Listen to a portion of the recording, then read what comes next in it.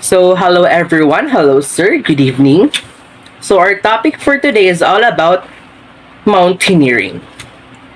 So, mountaineering, mountain climbing, or alpinism is a set of outdoor activities that involves ascending mountains. Mountaineering related activities include traditional outdoor, like climbing, skiing, and traversing, that have become sports in their own right. So mountaineering differs from other outdoor sports in the nature alone and provides field action. And just by all of the challenges, climbing and hiking mountains embodies the thrill produced by testing one's courage, resourcefulness, cunning, strength, ability, and stamina in the utmost in a situation of inherent risk. So, mountaineering is a team sport with each person supporting and being supported by the group's success at every level. For most climbers, the thrill of mountaineering are found not just in conquering a summit, but also in the physical and spiritual accomplishment, gained through tremendous personal effort, ever-increasing proficiency, and encounter with natural splendor. So, this is the next topic that I tackle that talks about the different kinds of mountaineering. So, the first in my list is rock climbing. So, rock climbing is the most popular form of mountaineering and involves climbing steep rock faces using ropes, harness, and other equipment. Rock climbing can be done both on natural and artificial surfaces, and can be broken down into several sub-disciplines such as trad climbing, sport climbing, and bouldering. So the next one is alpine climbing. So alpine climbing is a type of mountaineering that involves climbing steep and snowy peaks.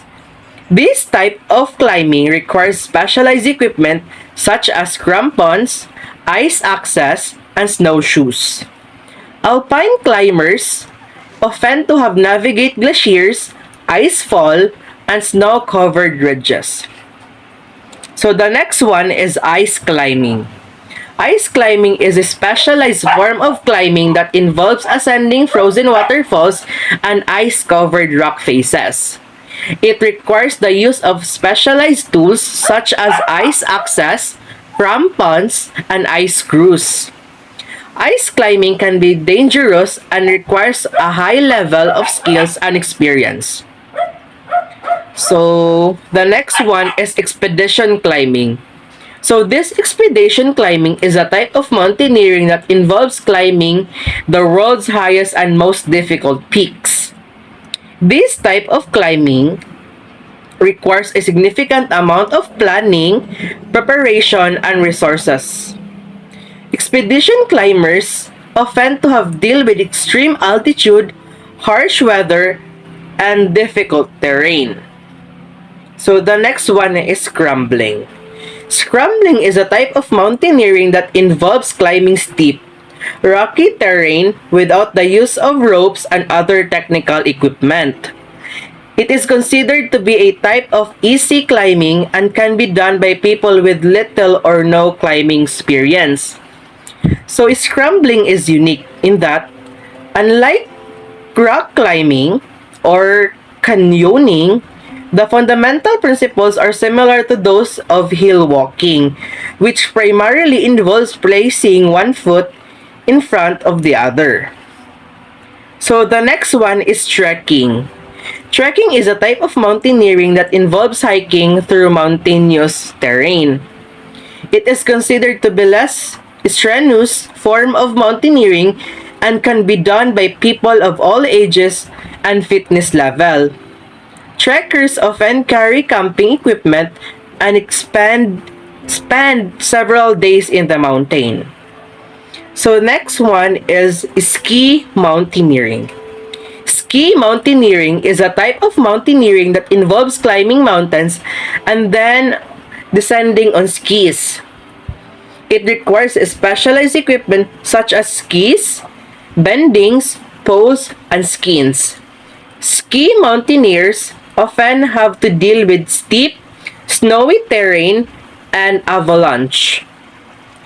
So the next one is snowshoeing. Shoeing.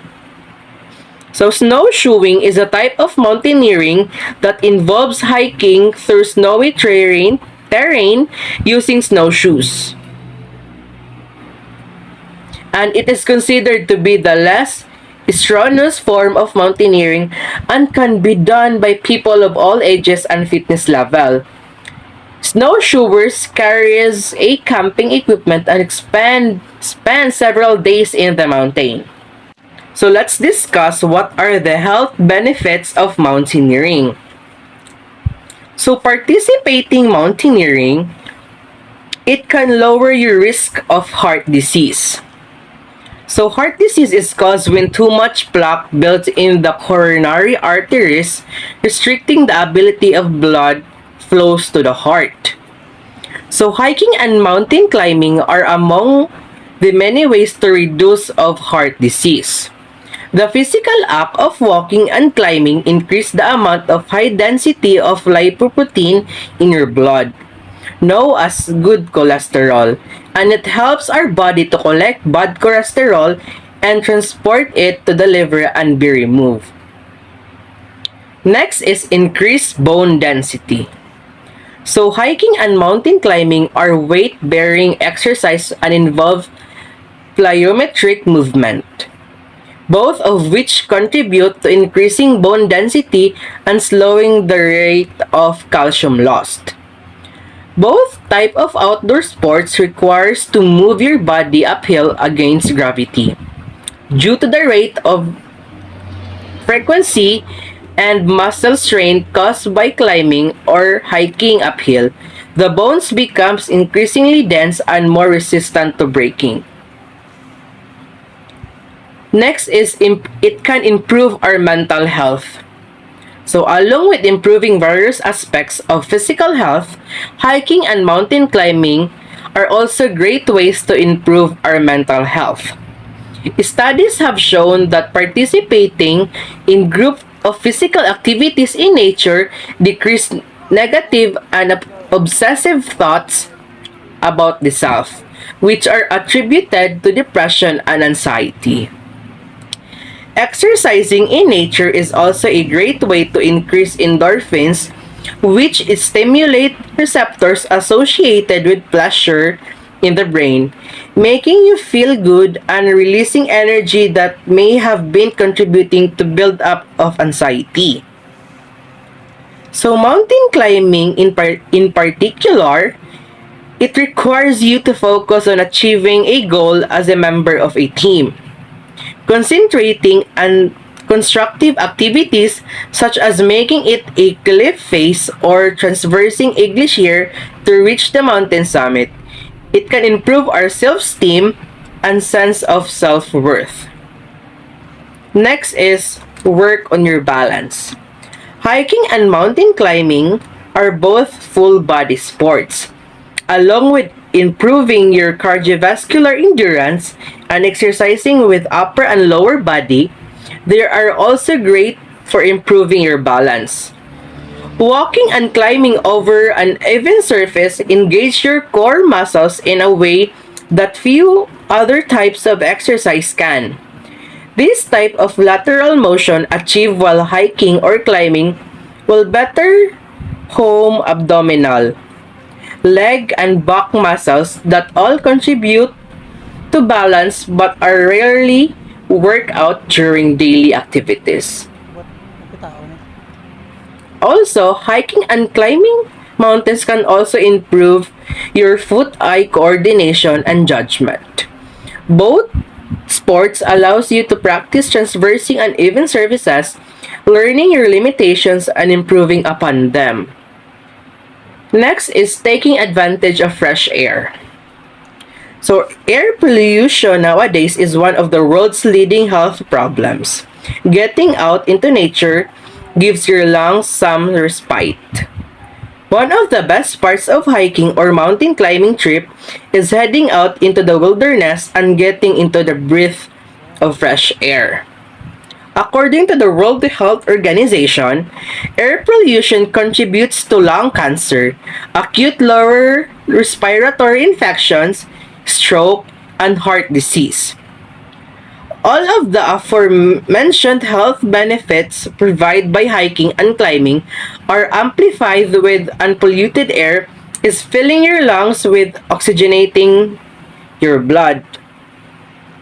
For people who suffer from asthma and allergies, getting fresh air helps to alleviate these respiratory problems and ease the difficulty of breathing.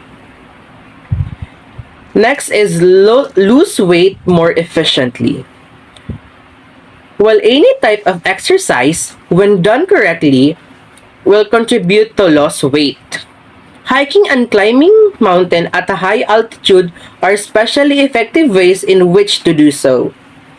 The studies have shown that spending as little as a week at higher elevations help individuals to lose weight.